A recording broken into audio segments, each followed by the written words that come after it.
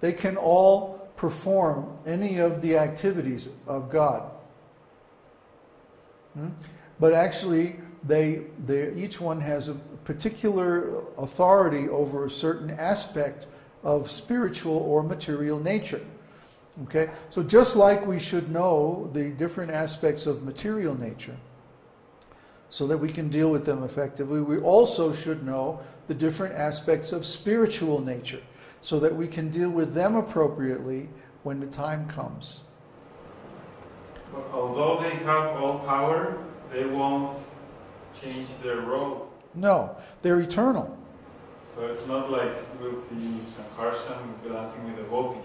No, we'll never see Sankarshan dancing with gopis. Although it's the same person? It's the same person, but a different form. Very limited. A different aspect. Right. He has particular responsibilities, particular functions. Just like there's a chapter in Srimad Bhagavatam called Scheduled Incarnations with Specific Functions.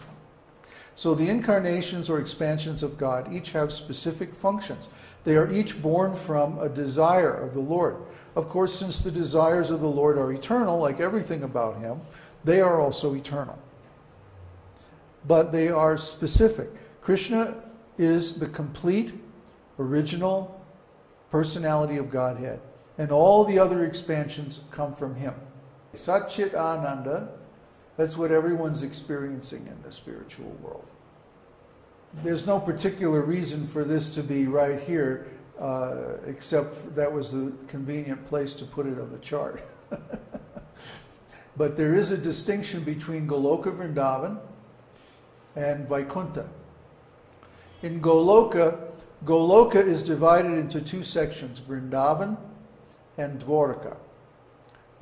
Krishna, who is a cowherd boy in the village of Vrindavan, and Krishna, who is Vasudev, the great king in the city of Dwarka. Okay, and these two divisions comprise Goloka Vrindavan. And then around Goloka Vrindavan, which is shaped like a lotus, there are the Vaikuntha planets, and there are unlimited numbers of Vaikuntha planets. And in each Vaikuntha planet, there's an expansion of the Lord in Vishnu form, four-handed form, as Narayana or Sankarshan and Lakshmi. Okay, and in this way he maintains innumerable spiritual planets of great opulence.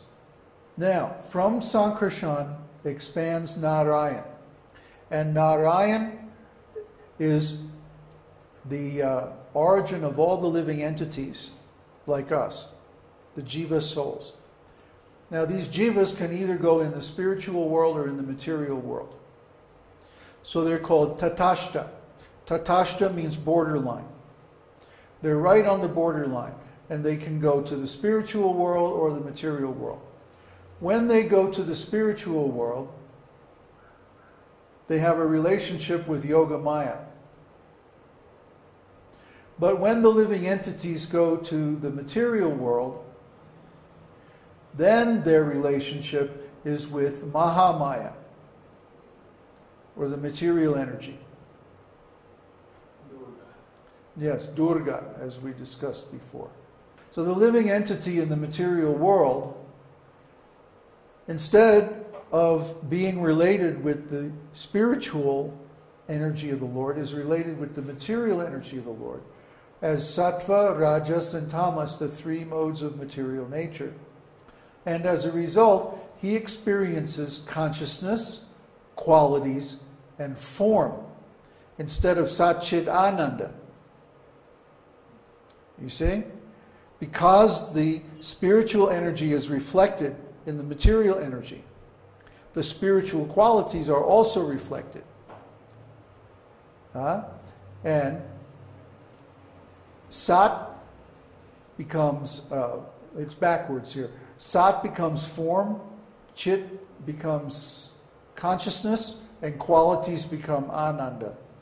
I didn't quite have this all together in my head when I made this drawing, but they correspond to one another. Yes, Asat means temporary existence. Achit means material consciousness, which is incomplete. And Nirananda. Nirananda means no joy. Material suffering.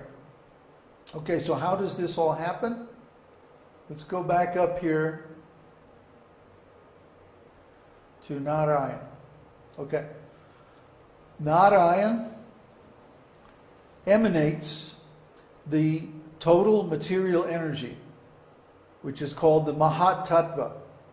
And this becomes Mahamaya. Now, Narayan also emanates Sadashiva. Sadashiva means the eternal Lord Shiva in the spiritual world, outside of all the material universes. He has an eternal form, and his consort is Mahamaya. So the Lord controls Mahamaya through Sadashiva.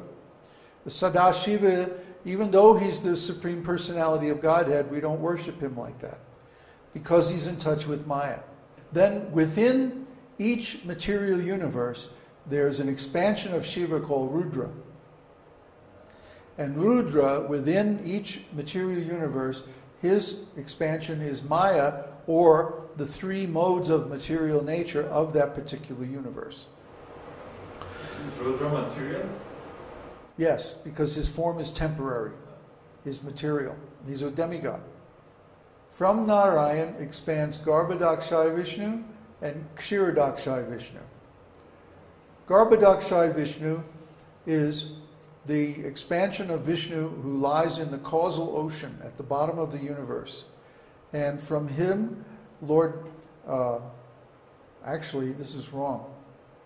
Brahma expands from Garbhodakshaya Vishnu. Yeah. But from Garbhodakshaya Vishnu, Kshirodakshaya Vishnu expands, the incarnation on the ocean of milk. And this Kshirodakshaya Vishnu is the authority for all the demigods. So Kshirodakshaya Vishnu, Brahma is the creator, Rudra is the destroyer, and Kshirodakshaya is the maintainer. Karanadakshaya Vishnu comes into the material world along with the living entity and lives within his heart as the super soul. And he watches his friend go through all these material experiences, life after life after life, until he finally becomes intelligent and transfers back to the spiritual world, which is our original home. Now, why did I draw the diagram like this? Because the most important thing in this whole diagram is right here. The line that separates the spiritual world from the material world. Why is that the most important thing in this diagram? Because it shows that the Vedic philosophy has a transcendental ontology. There's a material world and there's a spiritual world. There's material energy and there's spiritual energy. And even though the material world lives within the spiritual world, the way we've shown it here is like levels. Because this is an ontological diagram, or it's the beginning of an ontological diagram. The next diagram is much more ontological, we'll see. But I wanted to get the point across. Of all the spiritual or so-called spiritual or religious traditions in the world today, the Vedic tradition is the only one that has actually an ontological, a transcendental ontology. Okay? The ontology of the Vedas is based on the fact that the spiritual world is original, complete, and eternal. And the material world is derivative, temporary, and a reflection of the original spiritual world. That's what makes it transcendental. Okay? That's what makes it eternal. All the other religious traditions in the world, like I said, with the possible exception of the Tibetan Buddhists, because they're actually covered worshippers of the Vedas, They all try to define God and the spiritual world in terms of the material world. Like if you look in any dictionary in the Western world or in Western language, they define God as the creator of the material world. Creator and controller. I read one definition which was something like, said to be the creator of the material world and in charge of or controlling all different living entities, or something like that. This is God? No, this is demigods. Their conception is actually demigod.